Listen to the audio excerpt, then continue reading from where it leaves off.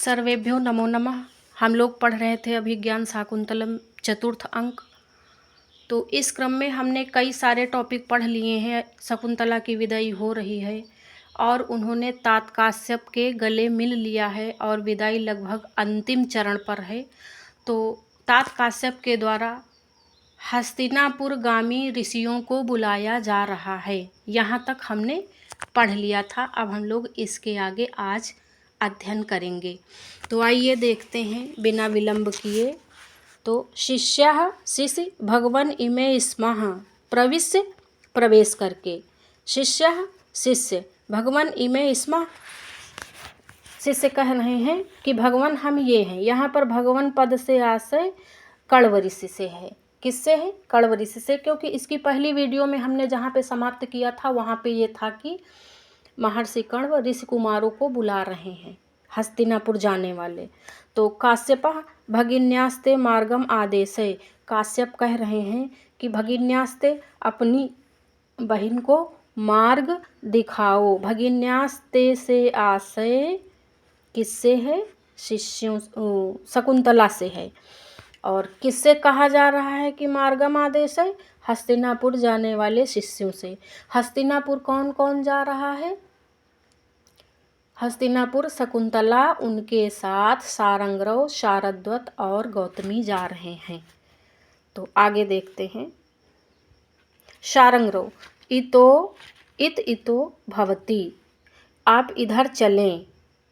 शकुंतला से कह रहे हैं। सर्वे परिक्रामंति, और सभी घूमते हैं। परिक्रामंति पद इसलिए प्रयोग हुआ है क्योंकि कई सारे लोग हैं। हस्तिनापुर गामी कई सारे लोग हैं। अब अगला देखते हैं। भो सन्निहितास्तपोवन तरवः। अब ये कह रहे हैं कि भो हे।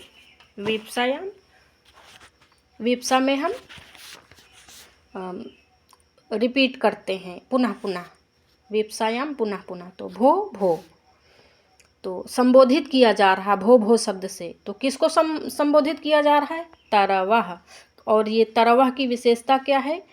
तपोवन तरवः। ये पेड़ कौन से हैं? तपोवन के हैं। तो सन्निहित माने समीपस्थ। हे समीपस्थ तपोवन के वृक्षों। तो ये पद कौन कह रहा है? कण्व कह रहे हैं। किससे कह रहे हैं? सन्निहित तपोवन तरवः से कह रहे हैं। जो तपोवन में समीप में पेड़ पौधे हैं उनसे कह रहे हैं। क्या कह रहे हैं? अब ये छंद देखते हैं। ये भी श्लोक चतुष्टय का छंद है। और श्लोक चतुष्टय के जितने भी श्लोक हैं, चारों श्लोक महर्षि कण्व के द्वारा बोले गए हैं और शार्दूल विक्रीडित छंद में है। तो आइए पढ़ते हैं शार्दूल विक्रीडित छंद।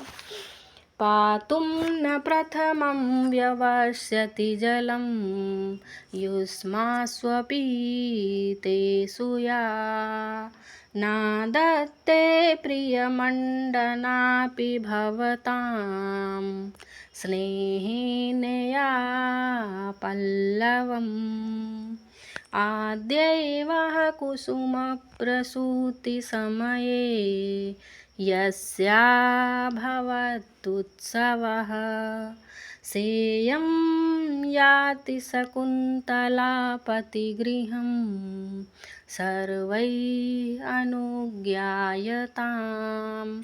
तो ये शार्दूल विक्रीडित में छंद में गाया गया श्लोक है महर्षि कण्व के द्वारा। आइए इसका अर्थ देखते हैं। तो इसका अर्थ है पातुम न प्रथमम व्यवस्यति।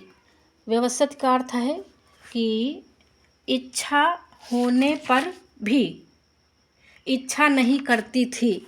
व्यवस्यत इच्छा नहीं करती थी। किसकी इच्छा नहीं करती थी? जलम पातुम, जल पीने की। जो पहले जल पीने की इच्छा नहीं करती थी।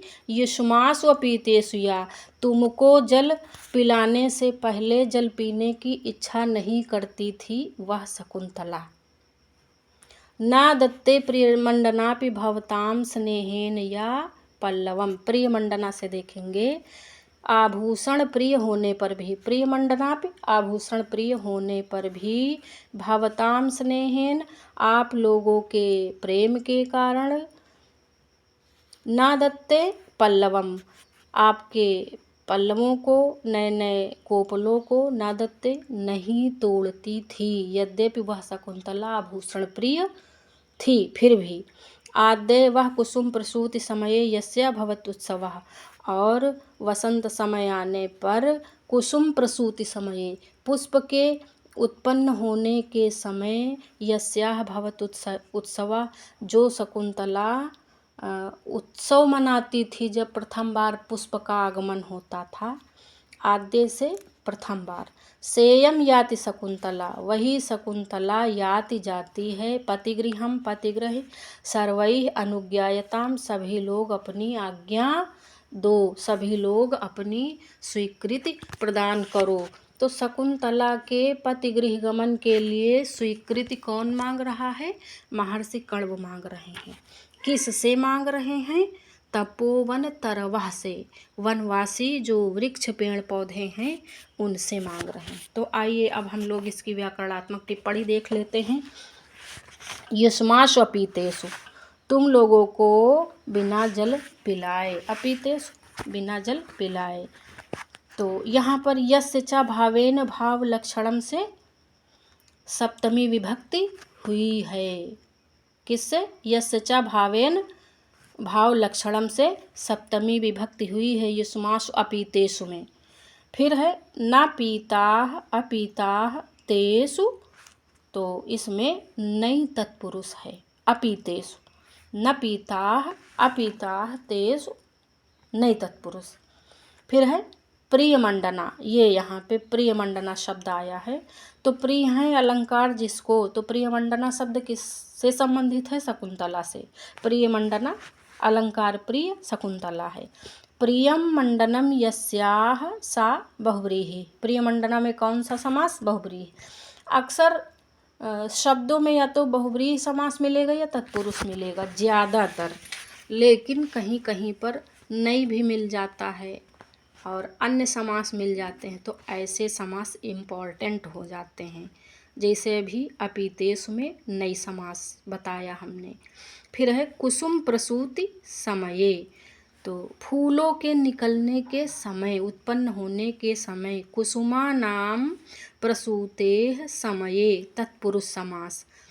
फिर है प्रासूधन तीन प्रत्यय, प्रासूधन तीन प्रत्यय प्रसूति में। फिर भवताम स्नेहेन, यहाँ पर संबंध की विवक्षा में षष्ठी हुई है। भवताम स्नेहेन में ये यहाँ पे जो पद प्रयुक्त हुआ है भवताम स्नेहेन, इसमें षष्ठी विभक्ति कैसे हुई है? संबंध की विवक्षा में। फिर है पतिगृहम पत्युः गृहम पतिगृहम, पत्युः गृहम पतिगृहम तत्पुरुष समास। फिर इस श्लोक में भ्रातृ व्यवहार के कारण समासोक्ति अलंकार है। तो भ्रातृत्व का व्यवहार किसका किससे है? तपोवन तरवह का शकुंतला से है। किससे है? तपोवन तरवह का शकुंतला से है।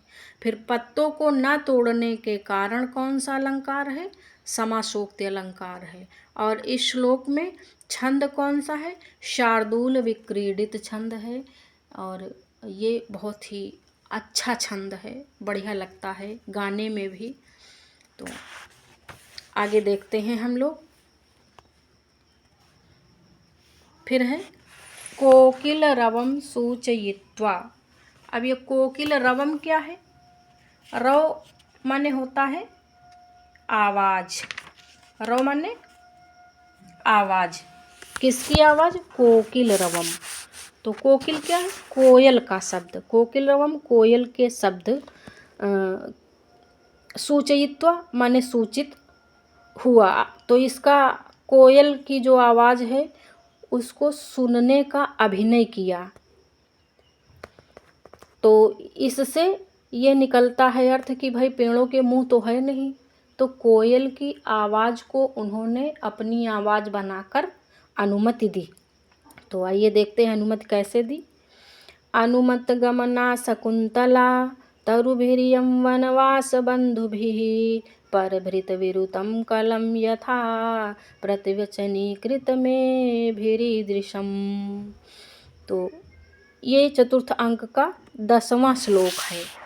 तो अनुमत गमना शकुंतला, इस शकुंतला को वनवास के साथियों ने, वनवास बंधु भी यानी कि वनवास के जो बंधु हैं, तरुभिरियम, तो वनवास के जो साथी वृक्ष पेड़ पौधे हैं, उन्होंने जाने की स्वीकृति दे दी है।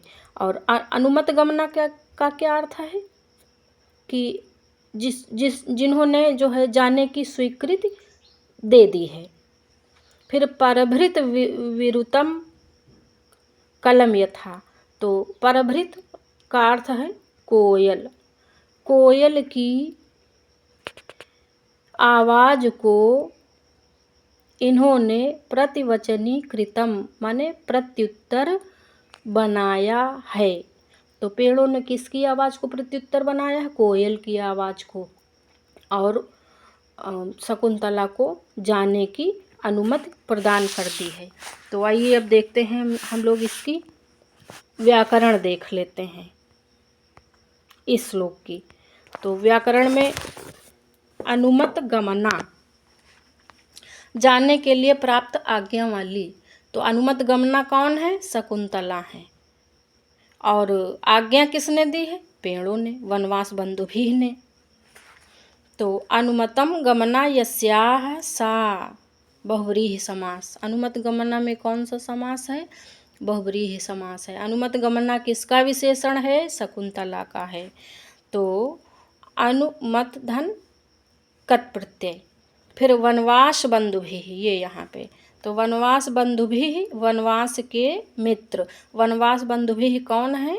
तरु हैं, पेड़ हैं।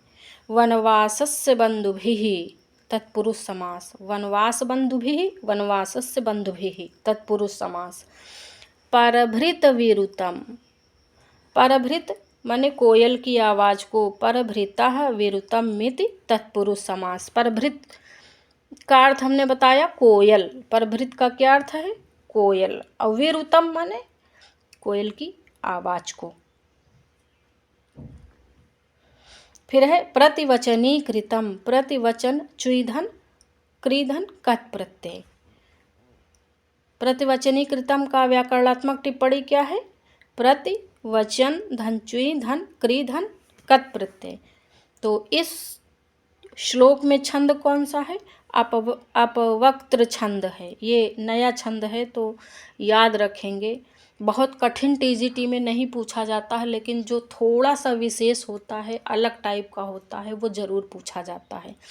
इसलिए ध्यान से पढ़ते हुए चलेंगे। और इसमें अलंकार कौन सा है? परिणाम अलंकार है। परिणाम अलंकार इसलिए है क्योंकि वनवास के जो बंधु हैं अर्थात पेड़ पौधे, उन्होंने प्रत्युत्तर बनाया है कोयल की आवाज़ को, इसलिए परिणाम होने के कारण यहाँ पर परिणाम अलंकार है।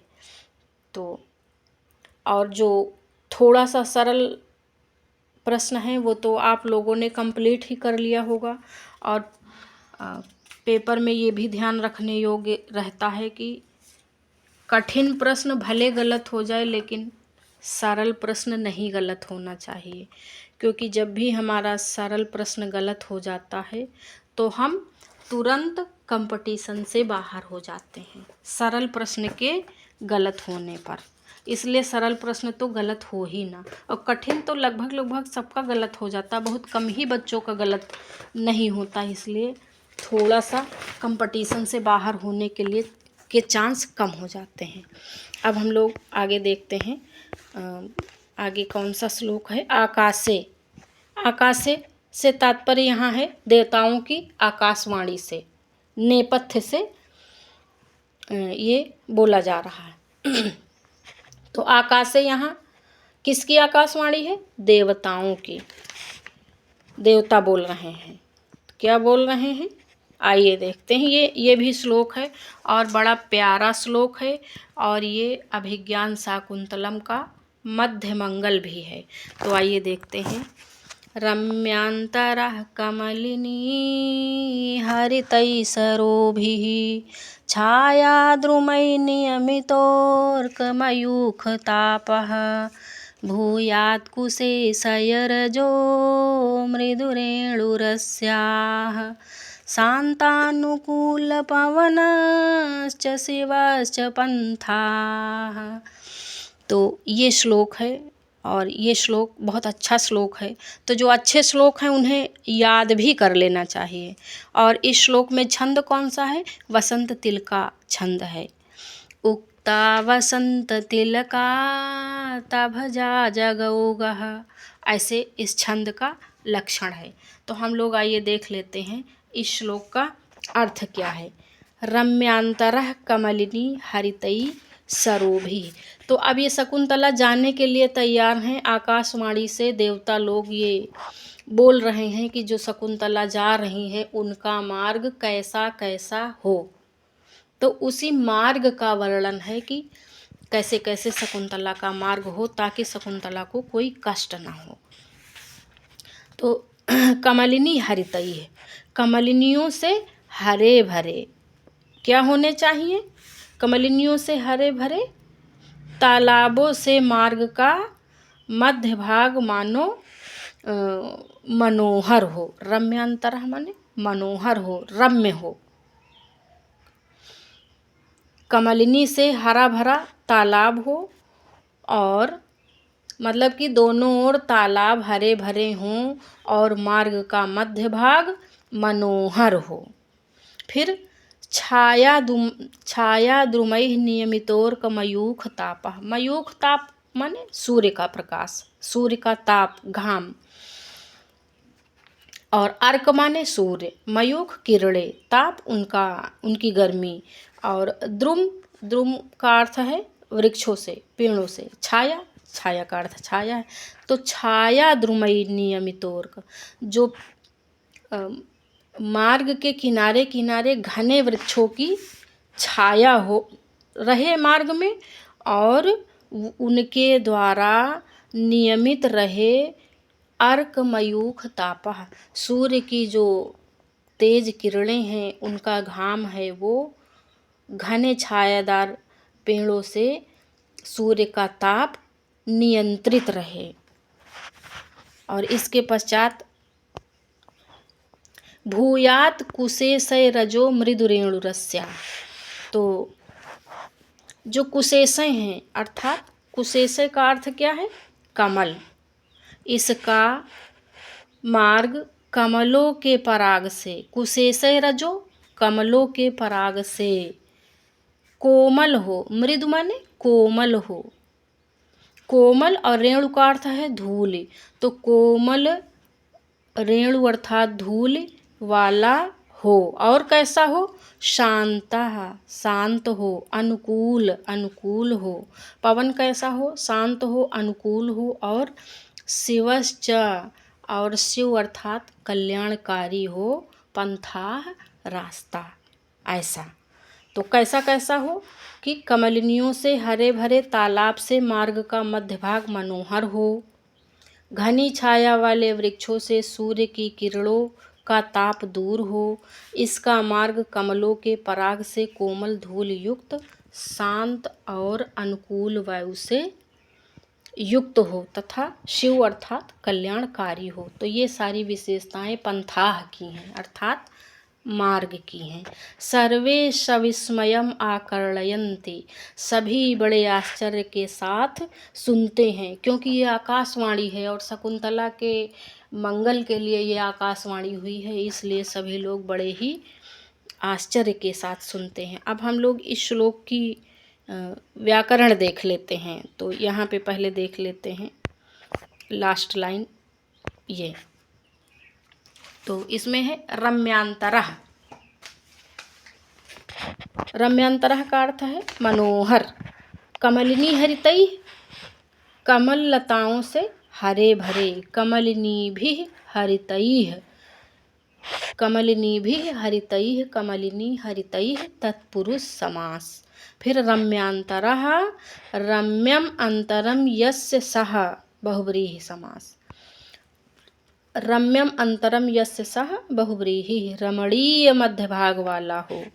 छाया द्रुमयी छायादार वृक्षों से युक्त। छाया प्रधानाः द्रुमाः छाया द्रुमाः तैः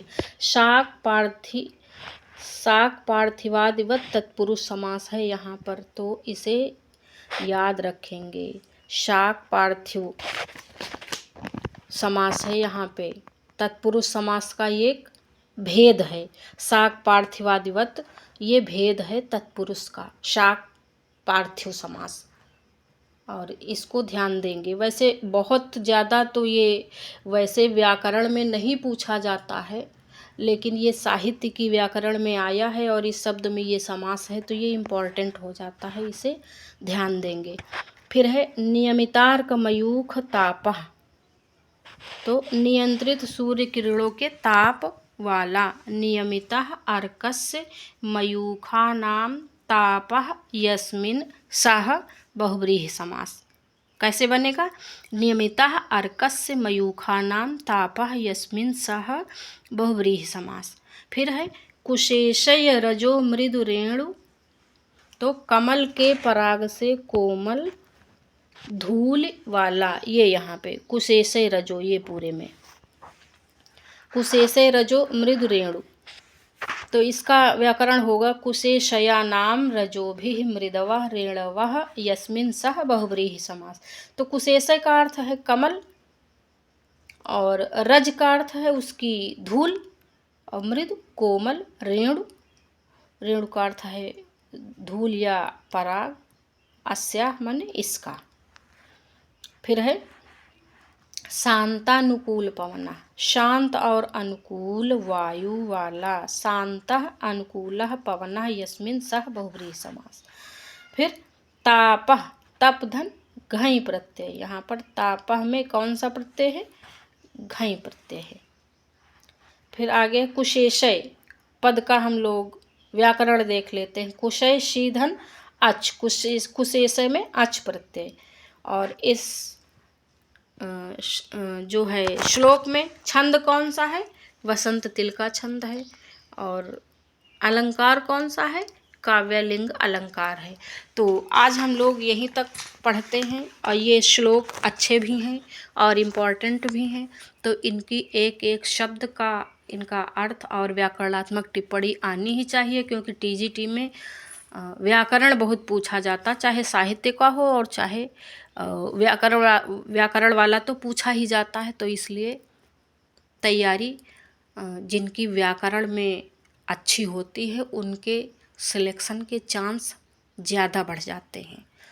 तो आज यहीं तक मित्रों, आगे का हम लोग अगली वीडियो में अध्ययन करेंगे। धन्यवाद।